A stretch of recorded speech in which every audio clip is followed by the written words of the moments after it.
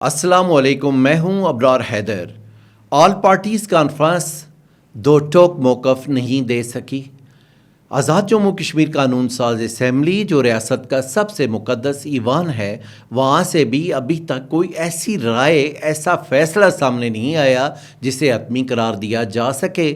آزاد کشمیر حکومت supreme court سے رجوع کر چکی ہے۔ پاکستان سے مذاکرات کے لیے اعلیٰ ترین کون سی شخصیت آزاد کشمیر میں آئے گی، یہ ہم آپ کو بتائیں گے۔ مہاجرین سیٹوں کی آڑ میں کہیں کوئی گناونا کھیل تو نہیں کھیلا جا رہا؟ ریاست کشمیر کی ترقی کا راستہ کون سا تھا؟ برصغیر کے دور میں ریاست کس راستے کے ذریعے ترقی کی منازل طے کر رہی تھی، یہ آج ہم آپ کو بتائیں گے۔ سب سے پہلے تو یہ ایک تشویشناک امر ہے کہ آل پارٹیز کانفرنس بلائی گئی۔ اب یہ ہونا چاہیے تھا کہ ان میں جو وہاں پہ تمام سیاسی جماعتوں، دینی مذہبی جماعتوں کے جو نمائندگان شریک تھے، وہ وہاں پہ ایک حتمی بات کرتے، ایک حتمی فیصلہ کن کردار ادا کرتے، اور پھر ان کی اتنی مقبولیت بھی ہونی چاہیے تھی کہ آزاد کشمیر کے لوگ ان کی باتوں پہ، ان کے فیصلوں پہ آمین کہتے۔ لیکن بدنصیبی یہ ہے کہ گزشتہ کچھ عرصہ پہلے، 2-4 سال پہلے، آزاد کشمیر کی سیاسی جماعتوں نے اور سیاسی قائدین نے جو کمزوری دکھائی، سیاسی جماعتوں نے جو اپنے آپ کو ایسے عمل میں شامل کیا کہ جس کی وجہ سے نوجوانوں میں وہ اپنی مقبولیت کافی حد تک یا تو کھو چکی ہیں یا کھونے والی ہیں۔ آزاد کشمیر میں ایک ایسے شخص کو وزیر اعظم بنایا گیا اور رات کی تاریکی میں ہمارے جو سینئر ترین سیاسی رہنمائیں، انہوں نے بھی جا کے ووٹ دیے کہ جسے آزاد کشمیر میں کوئی نہیں جانتا تھا۔ اس عمل نے آزاد کشمیر کے پارلیمانی نظام، جمہوری نظام اور سیاسی جماعتوں پہ نوجوانوں اور عام آدمی کا اعتماد متزلزل کیا۔ آل پارٹیز کانفرنس میں جو ہمارے قائدین شریک تھے، اگر وہ قائدین رات کی تاریکی میں وزیر اعظم بنانے کے عمل میں شریک نہ ہوتے تو آج ان کی آواز پہ کشمیری قوم لبیک کہہ رہی ہوتی۔ یہ ایک ایسی غلطی ہے جو کشمیریوں کو بہت عرصہ تک بھگتنی پڑے گی۔ آل پارٹیز کانفرنس کے جو زعماء تھے، انہوں نے جو اپنا اعلامیہ جاری کیا، اس اعلامیے میں چیزیں واضح نہیں ہیں۔ آپ نے مہاجرین کی نشستیں ختم کرنی ہیں یا رکھنی ہیں، اس میں دو ٹوک کہنا چاہیے تھا، لیکن وہ ہو نہیں پایا۔ ہماری جو آزاد جموں کشمیر کی سب سے مقدس ترین ایوان قانون ساز اسمبلی ہے۔ قانون ساز اسمبلی میں آج اجلاس ہو رہا ہے، قراردادیں وہاں پہ منظور بھی ہو رہی ہیں، پیش بھی کی جا رہی ہیں، لیکن ایسا لگ نہیں رہا کہ آزاد جموں کشمیر قانون ساز اسمبلی ایک کسی ایسے قانون پہ یا کسی ایسے فیصلے پہ جائے گی کہ جس سے بالکل واضح ہو جائے گا کہ مہاجرین کی نشستیں برقرار رہنی چاہیے یا انہیں ختم کرنا ضروری ہے۔ آزاد جموں کشمیر قانون ساز اسمبلی میں جو ہمارے زعماء بیٹھے ہوئے ہیں، ممبران قانون ساز اسمبلی بیٹھے ہوئے ہیں، اگر انہوں نے بروقت فیصلے نہ کیے، جرأت مندانہ اور دلیرانہ فیصلے آئین کو سامنے رکھتے ہوئے نہ کیے، تو شاید اس اسمبلی سے بھی لوگوں کا اعتماد مجروح ہوگا۔ آزاد کشمیر کی جو موجودہ حکومت ہے، وہ عبوری آئین جو ہمارا 1973 کا، اس کے تحت وہ سپریم کورٹ سے رجوع کر چکی ہے، لیکن وہ رجوع وہ ایک رائے دے گی سپریم کورٹ اس میں۔ اب وہ سپریم کورٹ نے وہ بالکل اس پہ انہوں نے سب جو ابتدائی چیزیں ہیں وہ کر لی ہیں۔ سپریم کورٹ میں حکومت جا چکی ہے، لیکن اس کے ساتھ ساتھ ہم آپ کو یہ خبر دیں گے، کشمیر ڈیجیٹل آپ کو یہ خبر دے رہا ہے کہ آزاد کشمیر میں مذاکراتی عمل جو ہوگا آئندہ، اس میں پاکستان سے اہم ترین شخصیت شامل ہوگی۔ اس وقت جو ہمیں یہ دیکھنا ہوگا، ہمیں یہ سمجھنا ہوگا کہ مہاجرین نشستوں کے خاتمے کے مطالبے کی آڑ میں کوئی گناونا کھیل تو نہیں جاری۔ ہمیں اپنی آنکھیں کھلی رکھنی ہوں گی، ہمیں ہر چیز پہ نگاہ رکھنی ہوگی کہ ہم نے کیا دیکھنا ہے اور کیسے آگے بڑھنا ہے اور چیزوں کو کیسے دیکھنا ہے۔ سب سے پہلے آپ کو یہ بتانا مقصود ہے کہ جب برصغیر تھا، ایک وقت میں ریاست کشمیر بہت زیادہ ایک ترقی یافتہ ریاست کہلا رہی تھی، گو کہ اس پہ حملہ آتے رہے، بیرونی قابض اس پہ قابض ہوتے رہے، سب ہوتا رہا، لیکن یہ چیز ہمیں کبھی ذہنوں سے نکالنی نہیں چاہیے اور ہمیں تاریخ کے بارے میں علم ہونا چاہیے۔ ریاست جموں کشمیر کی ترقی کا راستہ، ریاست جموں کشمیر کی معاشی خوشحالی کا راستہ سری نگر راولپنڈی روڈ ہوا کرتی تھی۔ سری نگر راولپنڈی روڈ سے ہی تمام تر تجارت ہوتی تھی۔ جموں سے جو تجارت تو بالکل ہی نہیں ہوتی تھی، لیکن جو جموں سے دلی کا راستہ تھا وہ راستہ بانیال، اس وقت بانیال ٹنل بھی نہیں تھا، اس وقت تو بہت ہی مشکل حالات تھے۔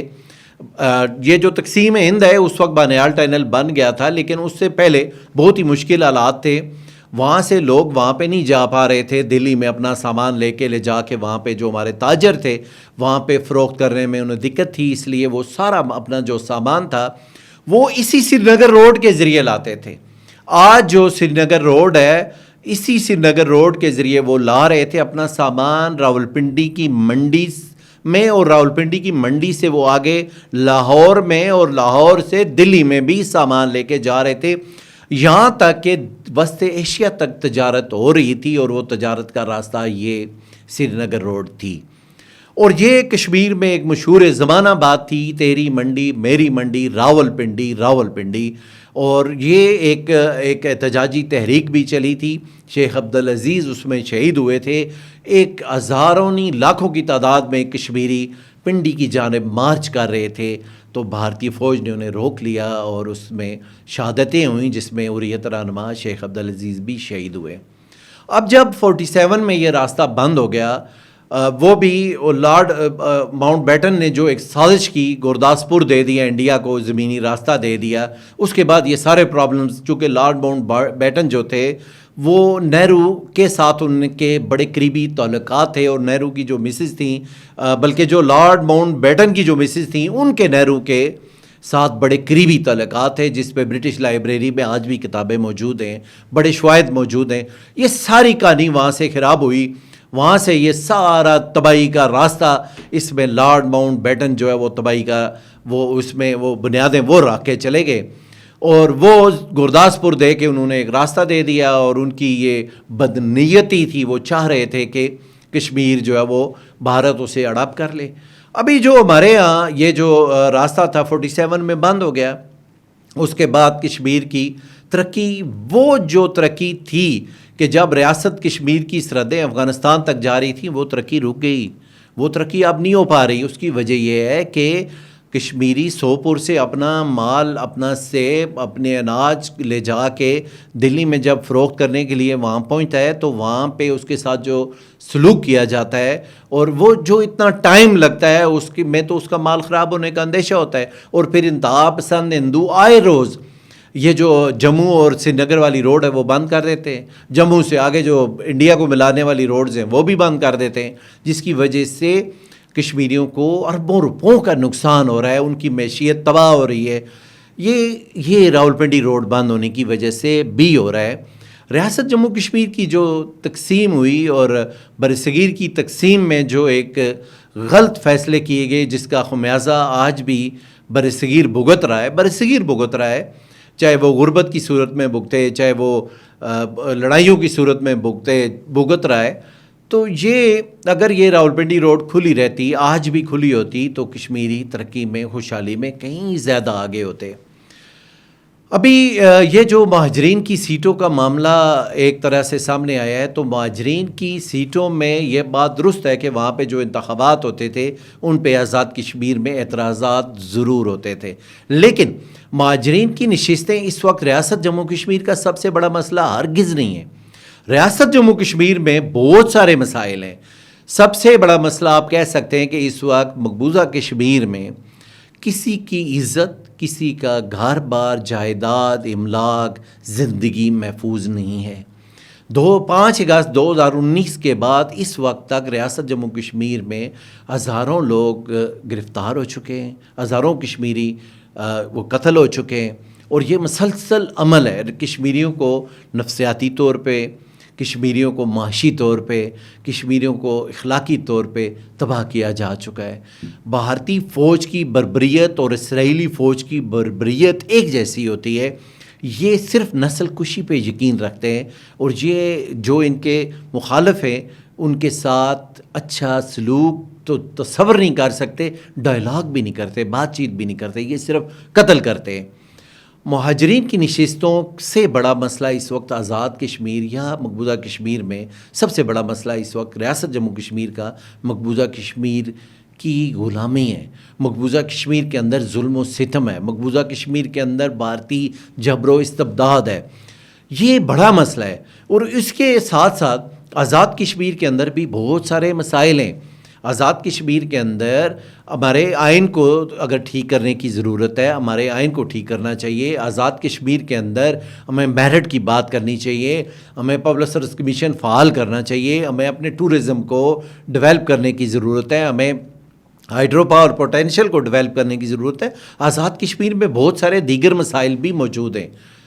ایک نقطہ مہاجرین کی سیٹیں، اور اس ایک نقطے پہ ریاست کے اندر انارکی پھیل جائے، یا ریاست سے باہر اگر آپ کبھی کوالا سے پار جائیں، میری جو آج بھی مجھے جو محبت ہے وہ لاہور سے ہے۔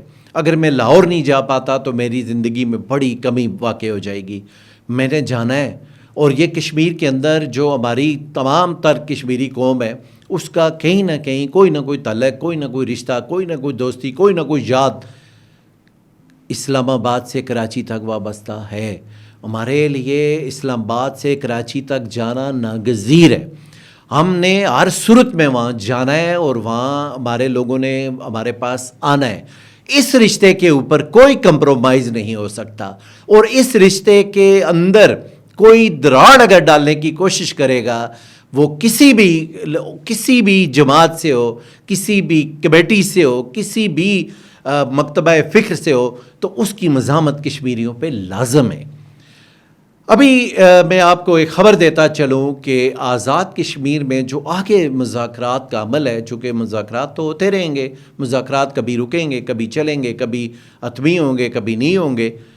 ان مذاکراتی عمل میں پاکستان پیپلز پارٹی کے سربراہ بلاول بھٹو زرداری یا وزیر اعلیٰ پنجاب محترمہ مریم نواز آ سکتی ہیں۔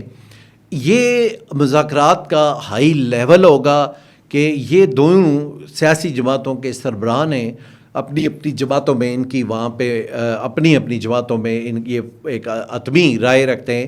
یہ ان دونوں میں سے بلاول بھٹو زرداری یا محترمہ مریم نواز شریف صاحبہ آزاد کشمیر میں تشریف لا سکتی ہیں، اور وہ مذاکرات کامیاب ہونے چاہیے۔ ان مذاکرات میں کچھ ایسا ضرور ہونا چاہیے کہ جس سے وہ یہاں سے اچھا تاثر لے کے جائیں، تاکہ ہم اگر لاہور جائیں، ہم اگر راول پنڈی جائیں، ہم اگر کراچی جائیں تو ہمیں اجنبیت کا احساس نہ ہو۔ ہم جیسے آج اپنے گاؤں سے مظفر آباد شہر میں آتے ہیں، اپنے دور دراز گاؤں سے میرپور شہر میں آتے ہیں، تو ہمیں اپنائیت کا احساس ہوتا ہے، ہمیں اطمینان ہوتا ہے۔ ہمیں یہی اطمینان ہمیشہ سے راول پنڈی، اسلام آباد، لاہور میں ہو رہا ہے۔ اس اطمینان کے خلاف، اس اپنائیت کے خلاف اگر کوئی سازش ہوگی تو کشمیری قوم اٹھ کھڑی ہوگی، اور اس سازش کو، اس کے درمیان کسی دراڑ کو، کسی نفرت کو ہرگز پنپنے نہیں دیا جائے گا۔ یہ یاد رکھیے گا، اور اپنا بہت خیال رکھیے گا۔ اللہ حافظ۔